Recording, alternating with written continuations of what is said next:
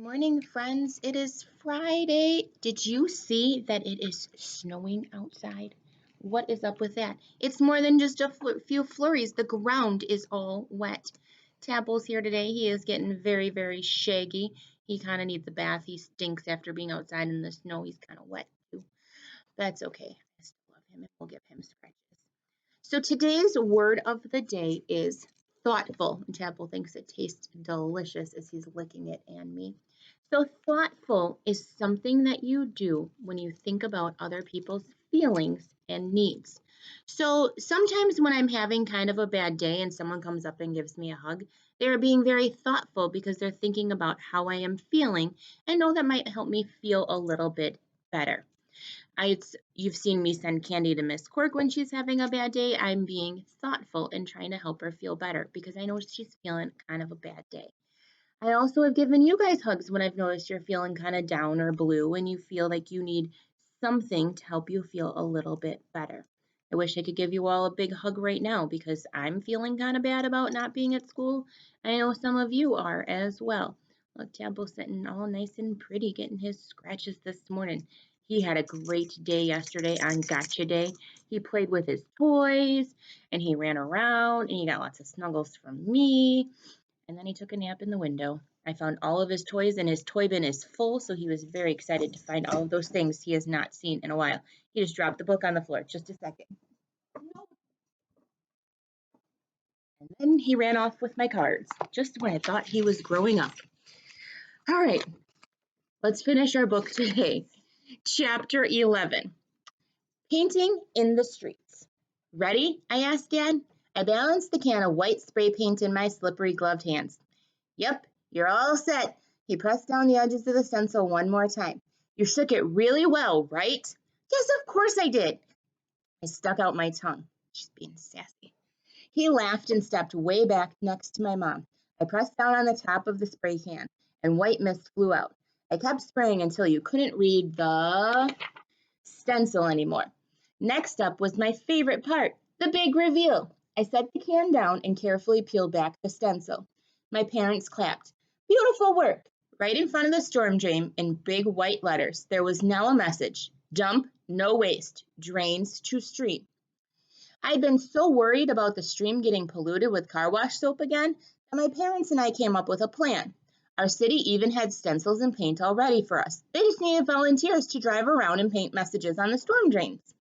Over the last several weeks, we had spent an hour or two each Saturday and Sunday labeling storm drains in town. This was the last one. As we drove home, I felt a great sense of relief. Now, instead of the water from the gutter mysteriously disappearing, people could read where it goes. They'd understand whatever they put down there would end up in our stream. We pulled into our driveway and Mom let out a giant laugh. She quickly clapped her hand over her mouth. Are you okay? My dad asked. Yes, I thought I saw something on a doorstep. Mom reached. So if you've ever been anywhere close to some of our storm drains, we actually have very similar messages painted on the ground to help us know that we shouldn't be polluting and putting things in the drains that don't belong. Back and squeezed my knee. Something on the doorstep? Oh, something.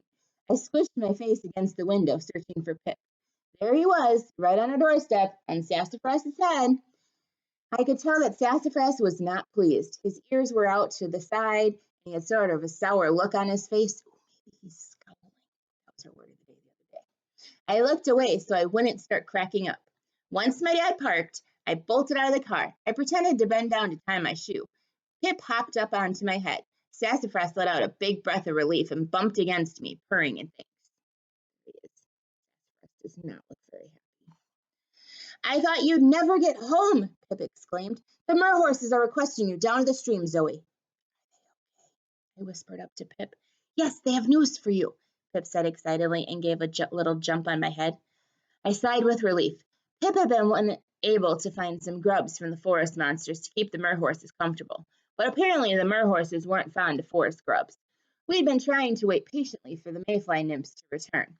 Pip looked excited, so it had to be good news, which I was hoping it was the best news, which meant that this would be the perfect time to finally snap a photo of my new friends. I'd been down to visit the Merhorses a few times, and I had somehow managed to forget my camera every time. I desperately wanted a photo of the Merhorses to add to my science journal. I spun around to my parents and asked, "Can Sassafras and I go down to the stream?" Oops, I could feel Pip hanging on for dear life. My mom managed to get out. She was pressing her lips together to hold the laughs in. I grabbed my underwater viewer and my camera from inside, and careful not to make any more sudden turns, Sassafras, Pip, and I set out for the stream. There he is, holding on for dear life. Chapter 12. A gift? Once we were in the forest, I couldn't hold back my questions anymore. Why did the Merhorses send for me? What's the news? Are the mayfly nymphs back? You'll see for yourself in a moment, Pip called down from my head as he gave it a little pat. I slowly waded across the stream while Sassafras grumbled and sat on the shore to wait. We made it to the log, and Pip leapt into the water. I set my things down, pressed my underwater viewer into the water, and gasped. I would never get used to the beauty of the shimmering rainbow glow from deep under the log. I could only see the entrance to the cave from up here. I wasn't quite brave enough to stick my whole head under the cold stream water yet, but it was breathtaking. Each small stone sent out rays of lights. The colors smoothly changed from red to orange to yellow and all the way through the rainbow and back to red again. I couldn't take my eyes off the magical light show. At least not until Pip cleared his throat. Zoe, I know the Rainbow Cave is really something, but I've got someone here who would like to talk to you. Of course, the Merhorses. I quickly turned my attention, away my underwater viewer, and turned my attention to the water. There, waiting patiently, was the Merhorse. I set my hands into the water, and he swam into my palms. I smiled. Since the first time I'd met him, his eyes had grown so much brighter, and his whole body seemed to have a new sparkle to it. This was such a relief to see how much the Merhorses had improved since we'd fixed the stormwater problem. The Merhorse spoke. I turned to Pip, because remember, Pip has to translate. He says, I have wonderful news to share with you, Zoe. The mayfly nymphs have begun to reappear. Our stomachs are full, and we are happy once again. We are so grateful for you to saving us. We wanted to present you with a gift to show our thanks. I nodded eagerly and opened my hands underwater so he could swim away. I was so excited. I love presents, and I couldn't think of anything more amazing than a present from a merhorse. I didn't realize I was holding my breath until I saw a whole wave of shimmering motion in the stream. Wow! Pip and I both exhaled. At least a dozen beautiful, healthy merhorses swim galloped toward me. There she is talking to him. Their long manes waving in the water. All of them seemed to have bigger cheeks than usual, like chipmunks with mouthfuls of seeds. They lined up and paddled in place, looking up at me with big, bright eyes. I held up my hands in the water. One by one, each merhorse carefully placed a magical, sparkling rainbow stone in my hands. Pip leaned so far forward he fell into the water by accident. His cheeks were red as he hopped back onto shore and brushed off the stream water. For a moment, all I could do was stare open-mouthed at the amazing scene before me. Merhorses, rainbow stones. Look at that picture. I wish it was in color so we could see all of the pretty rainbow colors. It was all too much. But then I remembered my manners. I looked at each merhorse in the eyes and said, "Thank you so much for the beautiful gift." I leaned back a little to take a closer look at the stones and bumped into my camera. "Oh, my camera! Would you mind if I take a quick photo of you to add to my science journal?" I asked nervously. The merhorses looked at each other, nodded, and then faced me. I could see bubbles coming out of their mouths, but they had no idea what they were saying. Pip pointed toward the water. "Aren't you going to take the photo? They're saying cheese." Oh, I carefully placed the rainbow stones in my pocket, scrambled for my camera, and snapped a picture. I smiled down at the photo of my sweet little magical friends. "Thank you, merhorses." Look at them all lined up. The first merhorse I met came close again and said something. Pip translated. "We must head back to our young in our rainbow cave now, but we want to thank you for saving us. We hope you will visit us again." Pip and I sat on the shore and watched the herd of merhorses gracefully swim and gallop into the darkness under the log. I pulled the magic stones out of my pocket and stared some more. Pip reached out a webbed hand and rolled one of the rainbow stones around in my hand. I had never heard of merhorses giving these away. You are very lucky. I thought for a moment and then I took one of the stones and held it out to Pip. You were a big help, Pip. I want you to have one.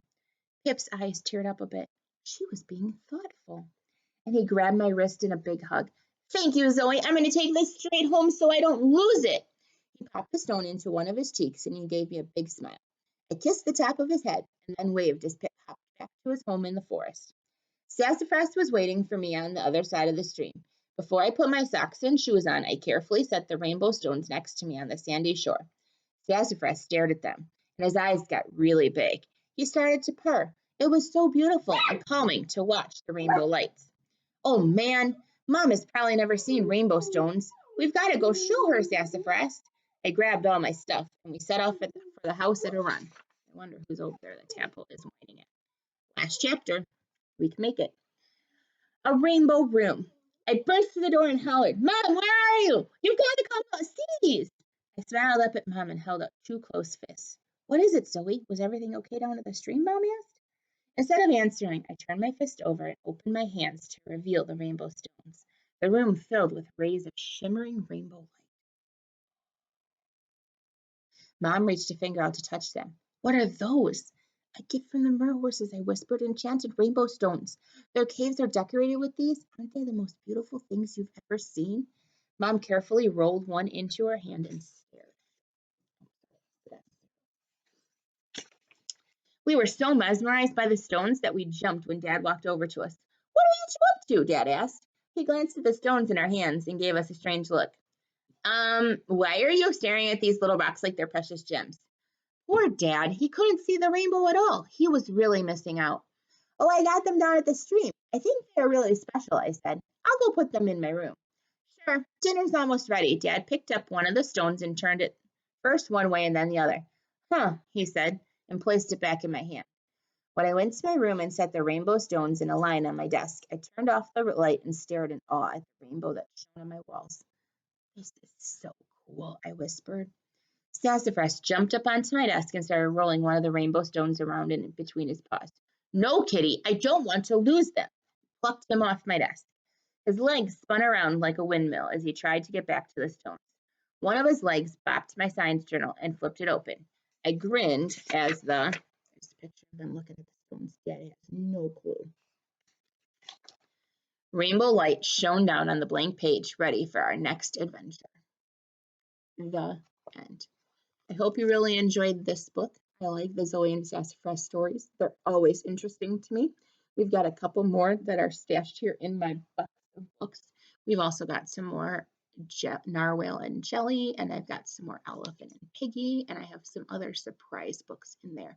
So I will see you all on Monday. It is time for school again, and spring break will be over. Have a great weekend. I hope the snow goes away and we get sun and warmth soon. Air hugs to everybody.